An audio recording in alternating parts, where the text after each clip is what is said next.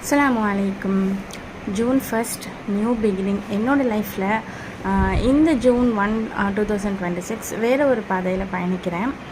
லன்ச்சுக்கு வந்து white rice, அதுக்கு வந்து ஃப்ரைட் ரைஸ் செஞ்சுக்கலாம் அப்படின்னு சொல்லிட்டு நைட்டே வந்து வெஜிடபிள்ஸ்லாம் கட் பண்ணி வச்சுட்டேன். Cabbage, carrot, capsicum. அதுக்கு சைட் டிஷ் வந்து காலிஃப்ளவர் லைட்டாக மசாலா போட்டு டாஸ் பண்ணிக்கலாம் அப்படின்னு சொல்லிட்டு நைட்டே பிளான் பண்ணி கட் பண்ணி வச்சுட்டேன். மார்னிங் எழுந்திரிச்சிட்டு தொழுதுட்டு கொஞ்சம் வீடு க்ளீன் பண்ணி வச்சுட்டு போகலாம். ஏன்னா அக்கா மட்டும்தான் இருக்காங்க. ஸோ லன்ச் செய்யணும், பிரேக்ஃபாஸ்ட் செய்யணும், நிறைய வேலை இருக்கும். ஸோ வீடு மட்டும் நம்மளால் முடிஞ்ச அளவுக்கு க்ளீன் பண்ணி வச்சுட்டு போயிடலான்னு சொல்லிட்டு வீடை க்ளீன் பண்ணிவிட்டு மோரோவர் லன்ச்சுக்கு வந்து நான் ரெடி பண்ண ஸ்டார்ட் பண்ணிட்டேன். இந்த ஃப்ரைட் ரைஸ்க்கு நான் பெருசாக எந்த மசாலாவும் போடல.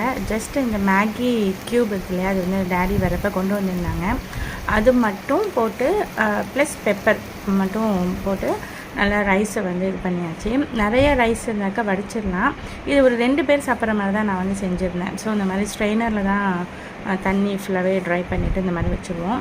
அந்த ஒரு பாக்ஸில் இந்த மேகி க்யூப் மசாலா வந்து 2 இருக்கும். ஸோ எனக்கு செய்கிறதுக்கு ஒன்றே வந்து போதுமானதாக இருந்துச்சு. அதுக்கப்புறம் இந்த காலிஃப்ளவரும் வந்து லைட்டாக சிக்கன் 65 மசாலா கொடுத்து டாஸ் பண்ணி அதையுமே சூப்பராக லன்ச் பேக் பண்ணி எடுத்துட்டேன். அதுக்கப்புறம் காலையில் பிரேக்ஃபாஸ்ட்டுக்கு வந்து 1 whole boiled egg plus banana தான் எடுத்துக்கிட்டேன். ப்ளஸ் பிளாக் காஃபி குடிச்சிட்டு ஸ்கூலுக்கு கிளம்பியாச்சு. ஸ்கூலுக்கு தான் போகிறேன். என்னோடய பயணம் வந்து வேறு எங்கேயும் கிடையாது. இந்த வருஷமும் ஸ்கூலை நோக்கி தான். தனியாக லன்ச் பேக்லாம் எடுத்துக்கல, அதே ஹேண்ட்பேக்லேயே வந்து வச்சுக்கிட்டேன். இப்போ ரீசன்ட் டேஸாக இந்த பர்ஃப்யூமில் கொஞ்சம் ஓவர் அடிக்ஷன் ஆகிடுச்சு. அவ்வளோதான், டைம் ஆகிடுச்சு. 9:40க்கு எனக்கு பஸ்ஸு. நான் கிளம்பிட்டேன். தேங்க்ஸ் ஃபார் வாட்சிங்.